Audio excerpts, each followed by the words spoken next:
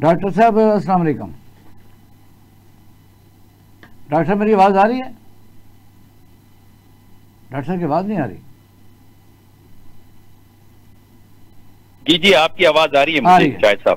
Doctor साहब, budget जो 2025-26 है, इसके मुतल्लिक आपसे सवाल यह कि 2024-25 पर भी हमने खसारे का बजट पेश किया था और फिर इत्तफाक ऐसा हुआ कि वो बजट का खसारा उसी तरह ही रहा। जब हमको प्लानिंग करते हैं कि मखसूस अदारों के लिए फ़ंड एलोकेट करते हैं, यानी उनको NFC अवार्ड देते हैं, अदारों को पैसे देते हैं, डेवलपमेंट के लिए रखते हैं, एजुकेशन हेल्थ के लिए रखते हैं, तो वो भी नहीं आया था। और ख़ास तौर पर FBR ने तो अपने जो टारगेट भी अचीव नहीं कर सके थे, तकरीबन 1170 गाड़ियाँ खरीदने के बावजूद। पार्लियामेंट की तरह बढ़ गई, इसको अब छोड़ देते हैं, चलो वो तो बेचारे कानून साजी कर रहे होते हैं। इस वक्त 2025 और 26 का बजट जो आपकी नज़र में, इसमें आवाम के लिए क्या है? अच्छा, ऐसा आप देखें, पहले तो एक जुमला मैं ये कह दूं कि जब मैं स्ट्रक्चरल रिफॉर्म्स की बात करता हूं तो इसका मतलब ये है कि आपकी जो इंडस्ट्री है वो भी एग्रीकल्चरल सेक्टर से रिलेटेड हो। और मिसाल के तौर पे आपका गिलगित बल्दिस्तान में 14 किस्मों का सेब होता है, नीचे गिर के पैरिश हो जाता है, उससे रिलेटेड अगर इंडस्ट्री वहां पे होगी, उसकी एप्लीकेशंस होगी, वो दुनिया में जैम होगा, मुरब्बा होगा, अचार होगा, दुनिया में बिकेगा, आपकी एक्सपोर्ट बढ़ेगी, मुल्क की कंजम्पशन भी आप कंज्यूम कर पाएंगे और फूड इनसिक्योरिटी को भी टैकल कर पाएंगे। तो इस तरफ हमें तवज्जो देनी चाहिए। अब आ जाते हैं बजट के ऊपर।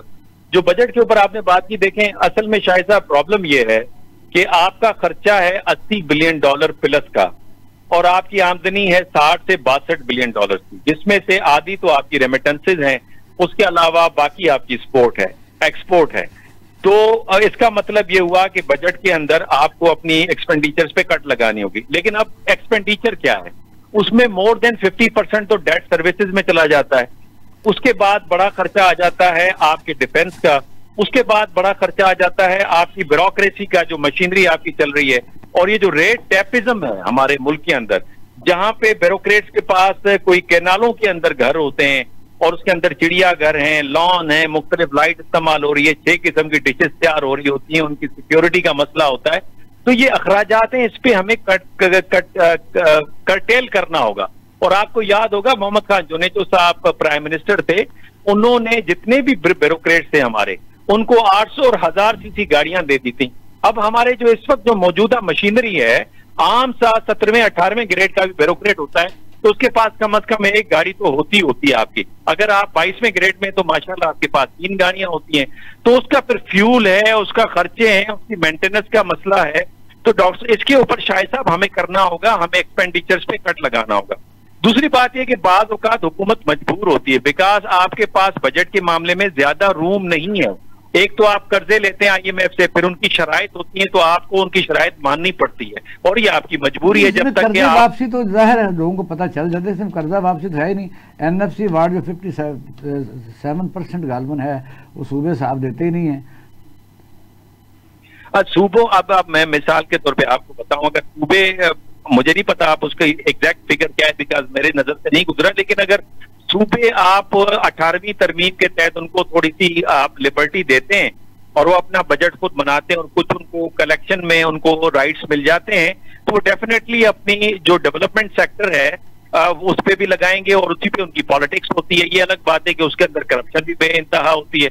साथ में हमें ये भी देखना चाहिए कि जो हमारा बजट है इस वक्त, उस बजट के अंदर जो IMF की शराइत है जिसमें टैक्स आयद किया जाता है, मिसाल के तौर पे अब मैं सैलरीड क्लास से ताल्लुक रखता हूँ, अब मैं तनख्वाह पे टैक्स देता हूँ, फिर मैं ग्रॉसरी लेने जाता हूँ उस पर टैक्स देता हूँ, फिर मैं फ्यूल भरवाता हूँ उस पर मुझे टैक्स देना पड़ता है। तो टैक्स के ऊपर टैक्स है, कोई 50 जगहों के ऊपर मैं टैक्स देता हूँ, तो मेरा तो हुलिया टाइट हो जाता है, मेरे पास बाइंग कैपेसिटी नहीं होती। और यही हाल सारी सैलरीड क्लास का है। तो मेरा ख्याल है इस पे थोड़ा तवज्जो देना होगी कि जो नेट है आपका टैक्स का, उसको आपने इंक्रीज करना है, लेकिन किस पर? जो बड़े जिम्मेदार हैं, जो बड़े बिजनेसमैन हैं, वहां पे उनको रिलैक्सेशन मिल जाती है, वहां पे कर्जे माफ हो जाते हैं, उनके लिए कर्जों के लिए दरवाजे भी खुले होते हैं। तो मेरा ख्याल है और हिस्सा तो है डॉक्टर साहब, आपकी बात का एक हिस्सा है जो मैं ये समझाऊं। जाहिर है कि आपने बड़े जिम्मेदारों की बात की है। अगर पाकिस्तान में फूड सिक्योरिटी का मसला है तो उसको थोड़ा सा नरम रवैया भी रखा जा सकता है, लेकिन इसके अलावा फंड जनरेट किए जा सकते हैं। पाकिस्तान में कई चीज़ों को, यानी जो नेसेसरी एक्सपेंडिचर है उसको, जिस तरह भी आपने फरमाया कि वो काम किया जा सकता है। और रह गई बात कही है कि कहाँ कहाँ कट लगाना, वो जुनेजो साहब की आपने बात की, उसके बड़ी देर बाद 18वीं तरमीम को भी छोड़ देते हैं, वो उसके बाद लाहौर में सेशन जज के पास सन्नी गाड़ी होती थी। अब खुद अदलिया के अंदर भी आप देखेंगे कि सिविल जज से लेकर एडिशनल सेशन जज, उनके ग्रेड्स उससे बहुत आगे हैं। और ये भी है कि उनके पास जो गाड़ियाँ, ये तो हाईकोर्ट के जज साहबान के पास होती थी। और जो ग्रेड सिस्टम को रिवाइव किया गया है, मैं तो खुद इसका हिस्सा रहा हूँ। हमें पता है लाहौर के सेशन जज के अंडर 39 एडिशनल सेशन जज होते थे, किसी के पास कोई गाड़ी नहीं थी। हम ये तो नहीं कहते उनको ना दें, कहते हैं दें, लेकिन वजह ये कि तमाम अदारे जहाँ यानी है वो सारे करेंगे तो फिर होगा ना जी।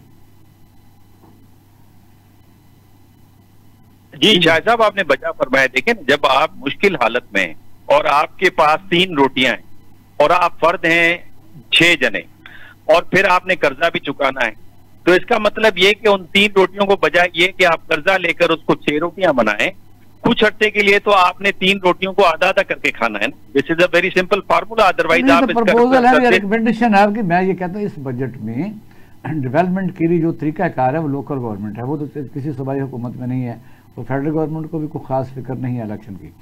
अब फंड को जो एलोकेशन है वो तो है डिस्क्रिशनरी, कि वो कौन आदमी इसको यूज़ करेगा और कहाँ करेगा। फिर यह है कि ठेकेदारी सिस्टम है, वो भी कभी ना कभी तनकीद का निशाना रहता है। मतलब फंड को रोकना, उसको सही यूटिलाइज करना, उसमें यानी करप्शन लेस उसको करना, ये है वो रास्ते जिनको बंद करना बड़ा ज़रूरी होता है। नहीं शाहिद साहब, ये तो आपने बजा फरमाया, लेकिन अगेन यहाँ पे प्रॉब्लम आता है लीड कैप्चरिंग का।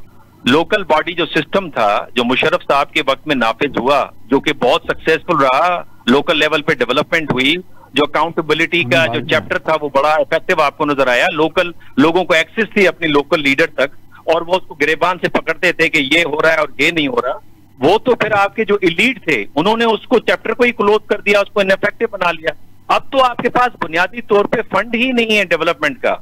आप इतने फंसे हुए हैं इन कर्जों के अंदर, उससे पहले निकलना है आपने, और वो तब तक मुमकिन नहीं है जब तक आपका स्ट्रक्चरल रिफॉर्म्स नहीं आएगा। बिलफर्ज पाकिस्तान के जो नौजवान हैं वो आईटी सेक्टर के जरिए से उन्होंने आपको पिछले साल $5 बिलियन कमा के दिए, और फिर ये जो इंडिया पाकिस्तान का क्राइसिस रहा उसके अंदर जो साइबर सिक्योरिटी जिस तरह से हमने उसमें इफेक्टिवनेस दिखाई है, वो भी उन नौजवानों के मरूने मिन्नत है जो 22 से 25 साल के हैं, जिनकी कैफ वहां पे मौजूद है।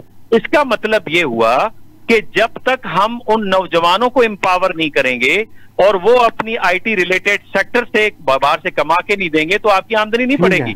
और